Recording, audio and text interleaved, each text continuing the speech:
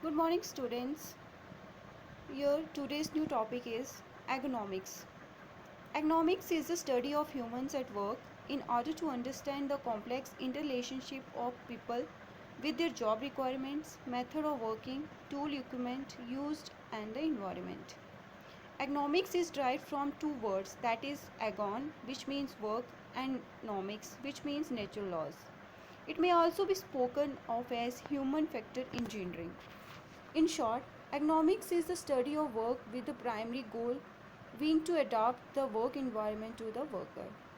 The objective is to generate working conditions that are not hazardous to human health, are acceptable to the workers, to workforce, and are optimal for workout and productivity.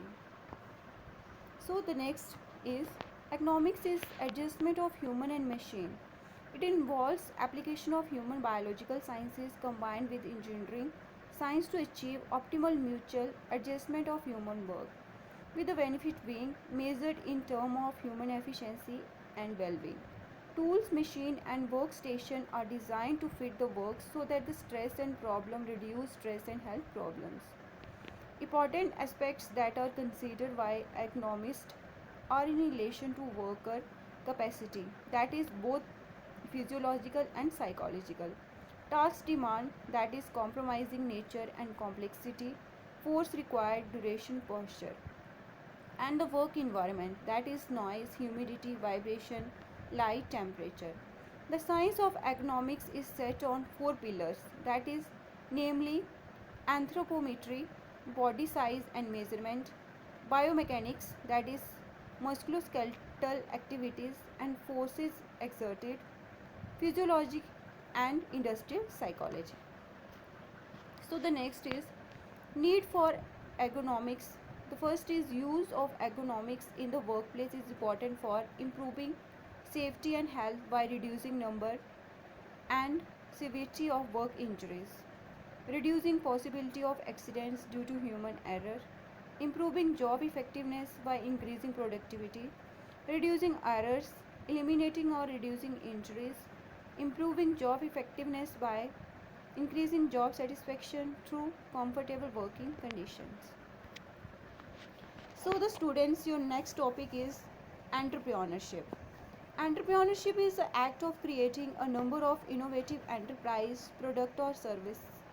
The function of entrepreneurs is to change the pattern of production of or design of a product through innovation, invention or even attempting new technological methods, modification for producing a new commonly or producing an old one in a new way.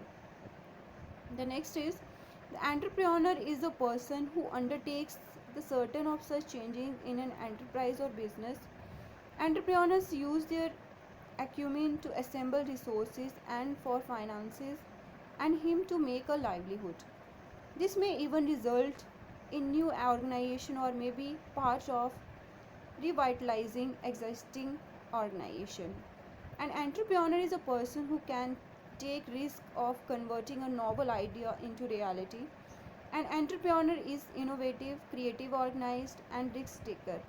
India has excellent example of entrepreneurs who had the vision and thought. Example: Mr. Narayan Murthy, J.D. Tata, Dhirubhai Ambani, to name only a few. Next is characteristics of entrepreneurs.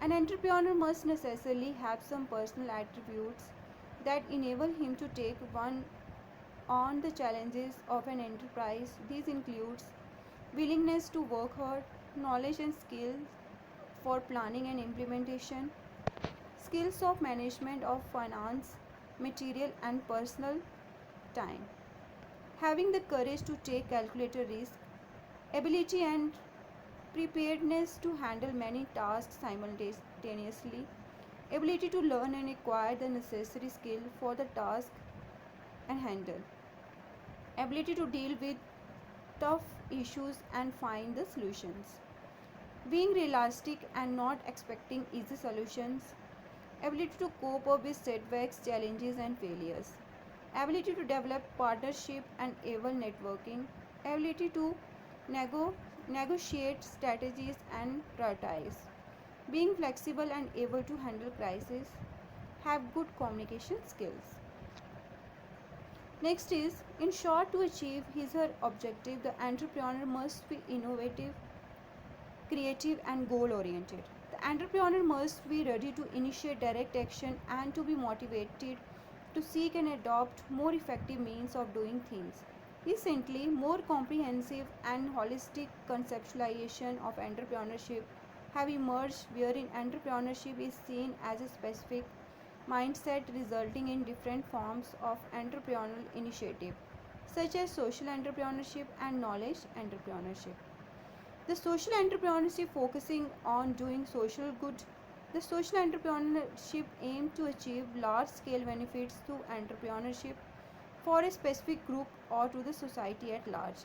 Generally, social entrepreneurship works for the benefit of the underserved, neglected, disadvantaged group or individual who do not have the financial resources to achieve the benefit by themselves. Social entrepreneurship are also social catalysts, visionaries who create basic social changes and sustainable improvement. So students, that's all for the today, and your first topic and first chapter is completed now. So thank you.